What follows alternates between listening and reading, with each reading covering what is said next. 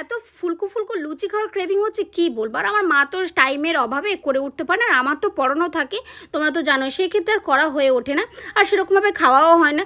দেখলাম সকালবেলা ইরফানকে পড়াতে গেছিলাম, কাকিমা বেশ ফুলকো ফুলকো লুচি আর সাদা আলুর তরকারি দিয়েছে, এত তৃপ্তি করে খেয়েছি না যে কি বলবো। তার সঙ্গে ছিল চা।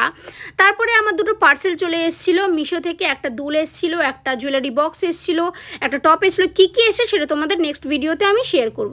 বিকালবেলা একটু চলে গিয়েছিলাম ঘোরার উদ্দেশ্যে, রবিবার মানেই তো আমার ঘোরার দিন। আর আজকে আমার ডেস্টিনেশন হচ্ছে সাউথ সিটি। প্রায় অনেক দিন পরে, 5-6 মাস পরে হচ্ছে সাউথ সিটিতে যাচ্ছি। আমার ভীষণ ভালো লাগে, আমার আমার একটা খুব সুন্দর একটা জায়গা বলতে গেলে সাউথ সিটি, আমার ঘুরতে ভীষণ ভালো লাগে সেখানে। তো সেদিন ছিল হচ্ছে 15ই আগস্টের পরের দিনই আমি গিয়েছিলাম যেহেতু, তাই চারিদিকে কিন্তু কি সুন্দর করে সাজানো, ডেকোরেশনটা কিন্তু বেশ ভালো লাগছে দেখো। তারপরে হচ্ছে বোনের জন্য একটা সেলিব্রেশন আনলাম, আর রাত্রেবেলা খেয়েছিলাম এখানে রুটি আর সাদা আলুর তরকারি। তোমাদের কেমন লাগলো সেটা কমেন্টে জানিও। তো আজকের মতো আসি, টাটা।